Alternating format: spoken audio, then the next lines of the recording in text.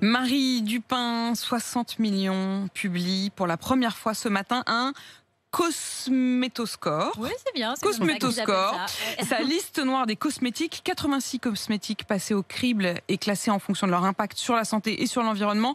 Un peu comme le Nutri-Score finalement pour les aliments. Exactement. A, ça veut dire voilà, A, B, C, D, E. A, ça veut dire qu'on peut utiliser les produits sans réserve.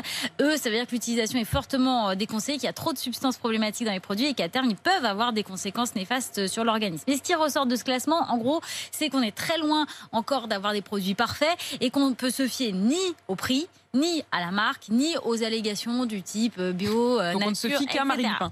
Et voilà, c'est ça. Bon, exemple, on pourrait se dire une crème hydratante très chère, elle va être bien classée. Bah, pas du tout. Si on prend la liste des crèmes hydratantes, bah, la mieux classée, c'est la marque Roche-Posay à 12,10 €. Et la moins bien classée, bah, c'est une crème Dior à 64 €. Pourquoi mal classée? Parce qu'on y trouve des colorants azoïques qui sont potentiellement cancérogènes. Autre exemple, les fonds de teint. D'ailleurs, c'est un peu la cata, les fonds de teint.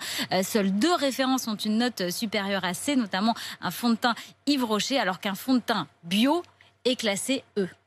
Et les vernis à ongles? Alors les vernis à ongles, bonne nouvelle pour vous, Apolline, je sais que vous adorez les vernis. Mais pour nous aussi. Les vernis rouges sont mieux notés que ce qu'on pourrait craindre. 6 sur 10 obtiennent un score A ou B, mais en fait c'est surtout parce qu'on n'est pas censé les utiliser tous les jours et que leur impact environnemental est plus faible parce que les ingrédients ne se retrouvent pas dans l'eau. En fait, pour les vernis, il faut vraiment apprendre à lire les étiquettes et éviter certains types de résines, notamment les formaldéhydes et les phtalates, à fuir absolument. Le mieux classé, c'est un vernis rouge Aromazone à 2,50 €, donc pas très cher en plus. Et puis les dentifrices, là aussi c'est très intéressant parce qu'on retrouve encore beaucoup de dioxyde de titane dans les dentifrices, alors que cette substance est interdite désormais dans l'alimentation parce qu'elle contient elle peut contenir des nanoparticules soupçonnées d'être cancérogènes. 10 dentifrices analysés sur 16 contiennent encore du dioxyde de titane. Et là, pour le coup, ce sont les dentifrices bio qui s'en sortent le mieux, notamment la marque Logodan ainsi que le Bio Naya. Et enfin, les mousses à raser. Ouais, petit conseil pour Charles qui là, se ça y est, rase, Charles se redresse, sous les mains.